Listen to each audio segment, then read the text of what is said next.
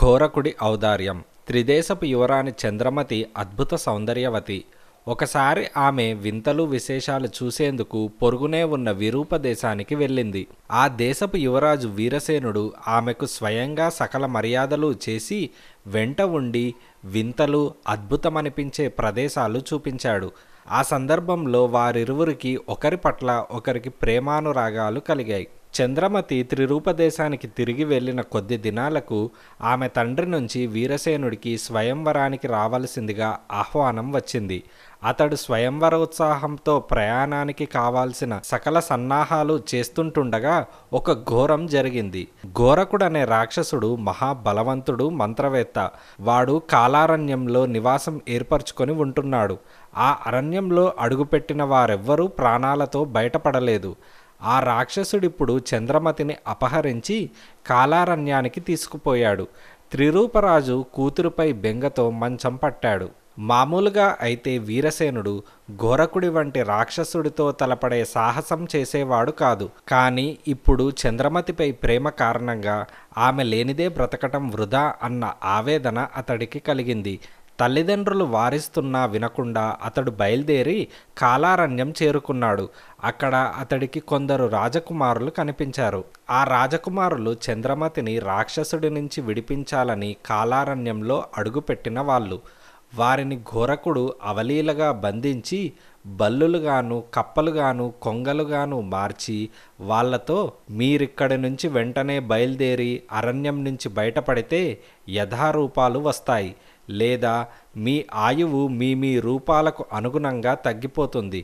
అనుక్షణం విపరీతమైన ప్రాణభయంతో కుమిలిపోతుంటారు అని ఘోరకుడన్నాడు. వాళ్ళు వెంటనే అరణ్యం నుంచి బయలుదేరారు. కొందరు పాములకు ఆహారమయ్యారు. కొందరు అరణ్య జంతువుల కాళ్ళ కింద పడి నలిగిపోయారు. మరికొందరు బోయవాళ్ల వలలో చిక్కుకున్నారు. మిగిలిన వాళ్ళు అరణ్యం దాటి యథారూపాలు పొందారు. వాళ్ళు అరణ్య సమీపంలోనే ఏడాది పాటు ఉండి మరే రాకుమారులు అరణ్యంలోకి ప్రవేశించకుండా హెచ్చరించమని రాక్షసుడి ఆజ్ఞ. అక్కడ ఉన్న రాకుమారులు వీరసేనుడితో, ఘోరకుడి నెదిరించే శక్తి ఈ భూమి మీద ఎవ్వరికీ లేదు. బ్రతికి ఉంటే బలిసాకు తినవచ్చు. చంద్రమతిని గురించి మరచిపోవటం మంచిది అని అందరూ ఏకకంఠంతో వీరసేనుణ్ణి హెచ్చరించారు. దానికి వీరసేనుడు, మీకు నాకు ఒక ముఖ్యమైన తేడా ఉంది. బ్రతికుంటే బలిసాకు తినవచ్చునని మీరనుకుంటున్నారు.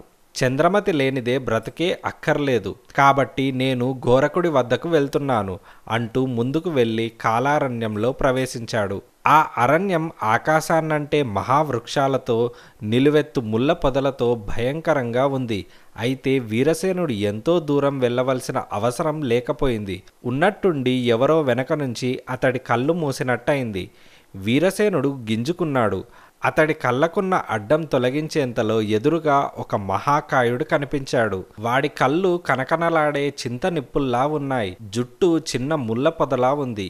ఇంతలో ఆ రాక్షసుడు, నా పేరు ఘోరకుడు. అరణ్యం బయట రాకుమారులు నిన్ను హెచ్చరించే ఉండాలి. అయినా లోపలికి వచ్చిన నీ సాహసాన్ని మెచ్చక తప్పదు. నన్ను చంపగలననేనా నీ ధైర్యం అని రాక్షసుడు నవ్వుతూ అన్నాడు. అందుకు వీరసేనుడు నిర్భయంగా, నేను నిన్ను చంపాలని రాలేదు. నేను ప్రేమించిన చంద్రమతిని దక్కించుకోవాలని వచ్చాను అని వీరసేనుడన్నాడు.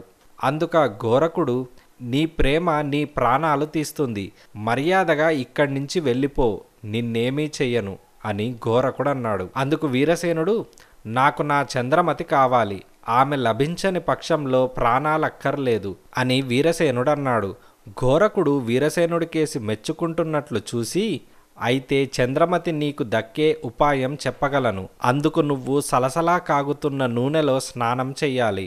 అందుకు సిద్ధమైతే చెప్పు, లేదా నిన్ను కప్పగా మార్చి విడిచిపెడతాను. ఏ పాముకో ఆహారం అయ్యేలోగా గెంతుకుంటూ వెళ్ళి అరణ్యం నుంచి బయటపడితే అటు పిమ్మట నీకు యథారూపం వస్తుంది అని ఘోరకుడన్నాడు. వెంటనే వీరసేనుడు, నేను సలసలా కాగే నూనెలో స్నానం చేస్తాను అని అన్నాడు. ఘోరకుడు అతన్ని అరచేతిలోకి తీసుకొని బయలుదేరాడు. ఒకచోట గాడిపోయి ఒకటి భగభగా మండుతున్నది. దాని మీద ఒక పెద్ద రాగి గుండిగా ఉన్నది. అందులో కాగుతున్న నూనె నుంచి వెచ్చని ఆవిర్లు వస్తున్నాయి. ఘోరకుడు వీరసేనుణ్ణి దాని మీదకి తీసుకుపోయాడు. అప్పుడు వీరసేనుడు గుండిగలో సలసలా మరుగుతున్న నూనెను చూశాడు. మరొకసారి ఆలోచించుకో, ఇది నీ వల్ల అవుతుందా, లేక కప్పగా మారి తిరిగిపోతావా అని ఘోరకుడు అడిగాడు. అందుకు వీరసేనుడు, నేను ముందే చెప్పాను, నా మాటకు తిరుగులేదు అని అన్నాడు. ఘోరకుడు చప్పున వీరసేనుణ్ణి గుండిగలో జారవిడిచాడు. అంతే, అతడి శరీరమంతా ఒక్కసారిగా బొబ్బలెక్కిపోయింది. భరించలేని బాధతో అతడు కెవ్వుమని అరిచాడు. ఏమాత్రం చెలించకుండా ఘోరకుడు గుండిగలోకి చూశాడు. వీరసేనుడు ఆ గుండిగలో బెండకాయలాగా మునకలు వేస్తూ చివరకు నిర్జీవుడిలా పైకి తేలాడు. అప్పుడు ఘోరకుడు ఏదో మంత్రం ఉచ్చరించాడు. వెంటనే మండుతున్న పొయ్యి గుండిగా మాయమై ఎప్పటి రూపంలో వీరసేనుడు అక్కడ కనిపించాడు. ఘోరకుడు తృప్తిగా తలాడిస్తూ, నీ ప్రాణాలు పోలేదు, కానీ నీ ప్రాణాంతకమైన ఇలాంటి వేడి నూనె స్నానం వరుసగా 3 రోజులు చేశాకనే నీకు చంద్రమతి లభించే ఉపాయం చెబుతాను. అందుకు సిద్ధపడితే సరే, లేదా ఇక సమయమైంది, కప్పగా మారి గెంతుకుంటూ తిరిగిపోవచ్చు అని ఘోరకుడు అన్నాడు. వెంటనే వీరసేనుడు, నాకు చంద్రమతి లభించే ఉపాయం కావాలి అని దృఢ నిశ్చయంతో వీరసేనుడు అన్నాడు. ఘోరకుడు అతన్ని మెచ్చుకొని, రాజకుమారా, ఇంతవరకు ఏ రాజకుమారుడు చెయ్యని సాహసం చేశావు. నీ ప్రేమ గొడవ ఏమిటో నాకు అర్థం కావటం లేదు, కానీ అది నిశ్చయంగా గొప్పదై ఉండాలి. సరే, నేనిప్పుడే నీకు చంద్రమతి దక్కే ఉపాయం చెప్పదలుచుకున్నాను, శ్రద్ధగా విను అని ఘోరకుడు అన్నాడు. కాలారణ్యంలో మరొక చోట ఘోరకి అనే రాక్షసి ఉన్నది. బలపరాక్రమాల్లో శక్తియుక్తుల్లో అది ఘోరకుడికి సాటి వస్తుంది. దాని వద్ద అద్భుతమైన కుంకం ఉన్నది. దాన్ని ఘోరకుడికి తెచ్చి ఇస్తే వాడు చంద్రమతిని విడిచిపెడతాడు. ఇంతలో వీరసేనుడు, ఆ కుంకంలోని విశేషమేమిటి? నీ వల్ల కాని ఈ పనిని నేను చెయ్యగలనా అని వీరసేనుడు ఘోరకుడిని అడిగాడు. అందుకు ఘోరకుడు, అయితే విను, నా వద్ద ఒక అద్భుతమైన భరణి ఉన్నది. దానిలో ఆ కుంకం పోసి దగ్గర ఉంచుకుంటే ఈ ప్రపంచంలోని ఏ శక్తి నా ముందు నిలవలేదు. ఆఖరకు ఘోరకి కూడా నాకు తల వంచి తీరవలసిందే. ఘోరక నుంచి ఆ కుంకాన్ని సంపాదించడం అంత తేలిక కాదు. అసలు దాని నివాసంలో ప్రవేశించడమే సామాన్యులకు అసాధ్యం. మరుగుతున్న నూనెలో బాధ కోర్చి స్నానం చేయగలవాడు మాత్రమే ఘోరకి నివాసంలో ప్రవేశించగలడు. ఇన్ని శక్తులున్న నేను నా శరీరాన్ని అటువంటి బాధకు గురిచేసే సాహసం చేయలేకపోయాను. అలాంటి సాహసం చేయగల వీర యువకుడు లభిస్తాడనే చంద్రమతిని అపహరించి తెచ్చాను. ఇప్పుడు చెప్పు, నువ్వు ఘోరకి నివాసంలో ప్రవేశించి నాకు కుంకం తెచ్చి పెడతావా అని ఘోరకుడు ప్రశ్నించాడు. అందుకు వీరసేనుడు, నా ప్రయత్నం నేను చేస్తాను అని అన్నాడు. రాత్రిపూట తన శయన గుహలో మానవాకారంలో నిద్రపోతుంది ఘోరకి. ఆ సమయంలో నిన్ను అక్కడ ప్రవేశపెడతాను. నేను నీకిచ్చే మూలికను నువ్వు దాని నుదిటి మీద ఉంచు, అది ప్రాణాలు విడుస్తుంది. కుంకం అది పడుకున్న మంచం మీద తలగడ కింద ఉంటుంది అని ఘోరకుడు చెప్పాడు. వీరసేనుడు ఘోరకుడిచ్చిన మూలికను తీసుకొని తన దుస్తుల్లో భద్రపరుచుకున్నాడు. తర్వాత ఘోరకుడు చెప్పినట్లు కళ్ళు మూసుకున్నాడు. క్షణం ఆగి కళ్ళు తెరిచేసరికి అతడొక విచిత్రమైన మంచం పక్కన ఉన్నాడు. దాని మీద అతి సామాన్యమైన అందచందాలు గల ఒక మానవ కాంత ఆదమరిచి నిద్రపోతున్నది. ఆమెను ఘోరకిగా ఊహించాడు వీరసేనుడు. వెంటనే అతడికి దుస్తుల్లోని మూలిక గుర్తుకు వచ్చింది. అయితే ఉత్తపుణ్యాన ఘోరకిని చంపడానికి అతడికి మనస్కరించలేదు. క్షణం తటపటాయించి చివరకు అతడామె పాదాల వద్ద తట్టి నిద్రలేపాడు. ఘోరకి హుంకరిస్తూ లేచి, ఎవరు నువ్వు? గాలి చొరడానికి కూడా వీలు కాని నా నివాసంలోకి ఎలా ప్రవేశించగలిగావు అని ఘోరకి అన్నది. వీరసేనుడు ఆమెకు తన కథ చెప్పి, తలచుకుంటే నీ ప్రాణాలు తీయగలిగి ఉండేవాణ్ణి, కానీ అలా చెయ్యలేదు.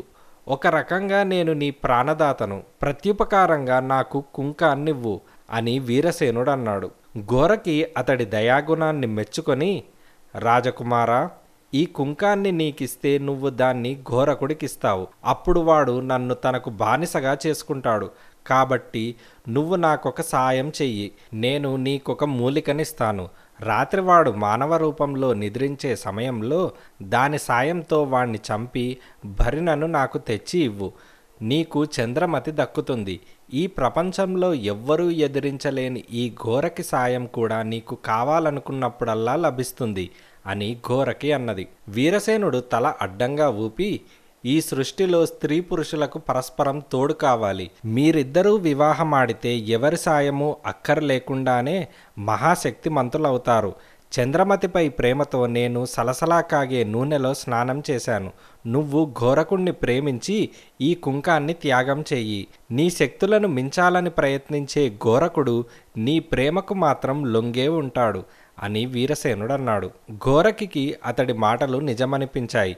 అది తలగడ కింద ఉన్న కుంకం పొట్లాన్ని వీరసేనుడికిచ్చి, నేను ఘోరకుణ్ణి పెళ్లాడదలిచాను, అతడికిది నా కానుక అని ఘోరకి అన్నది.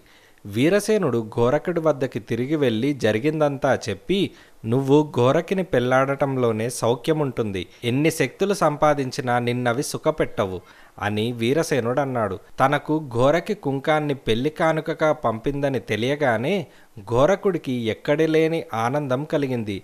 వాడు వెంటనే చంద్రమతిని వీరసేనుడికి అప్పగించి అరణ్యం బయట వదిలిపెట్టాడు.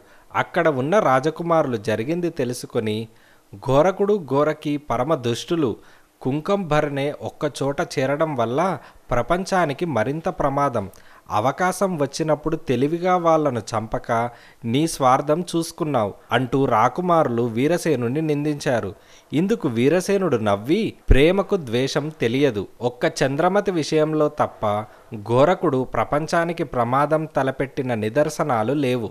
నా విషయంలో వాడి ఔదార్యం చూశారు గదా. ఘోరకుడు చెప్పే వరకు ఘోరకి గురించి మనకు తెలియనే తెలియదు. కాబట్టి లేని ప్రమాదాన్ని ఊహించుకొని, లేని శత్రుత్వాన్ని కల్పించుకొని వాళ్ళనెందుకు చంపాలి అని వీరసేనుడు అన్నాడు. రాజకుమారులు అతడి మాటలు విన్నాక తాము నోరు జారినందుకు సిగ్గుపడ్డారు. అచిరకాలంలోనే చంద్రమతి వీరసేనుల వివాహం అత్యంత వైభవంగా జరిగింది. ఆ వివాహానికి వచ్చిన ఘోరక దంపతులు ప్రపంచ శాంతి కోసం కృషి చేసే మానవ పురుషులందరికీ తాము సాయం చేయగలమని మాట ఇచ్చి వెళ్లారు.